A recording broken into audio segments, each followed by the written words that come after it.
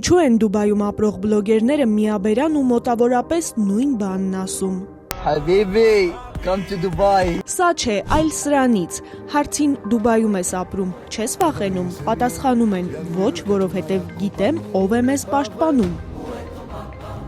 Այս բառերն ուղեկցվում են Դուբայի էմիր եւ էմիրությունների վարչապետ Շեյխ Մուհամմեդ բին Ռաշիդ Ալ Մաքթումի ու նրա թագաժառանգ որդու պատկերներով եւ «Ուրես հայրիկ» հայտնի երգով։ Նմանատիպ վիդեոները սոցցանցերում տարածվել սկսեցին, երբ Իրանը պատասխանել սկսեց ԱՄՆ-ի ու Իսրայելի հարվածներին, թիրախավորելով նաև ծոցի ամերիկյան բազաներ ունեցող երկրները, այդ թվում էմիրությունները։ Իսկ Միացյալ Էմիրությունները տարիներով աշխատել է ու միլիարդներ ծախսել, որ Դուբային ընկալվի որպես գլամուրային ու ապահով մի վայր բիզնեսի ու ճամփորդության համար։ Այդ ընկալման տարածման գործում քիչ չէ նաև ինֆլուենսերների ջանքը, եւ հիմա ամենաների այս քաղաքում, որը նաև ամենաապահովներից էր, ԱԹՍ-ներ են պտտվում ու հարձակվում։ Բայց ինչու են իրենց ապահովության մասին խոսող ինֆլուենսերները գրեթե նույն բառերն ու երաժշտությունը օգտագործում։ Կառավարությանը քննադատելն Արաբական Միացյալ Էմիրություններում անօրինական է։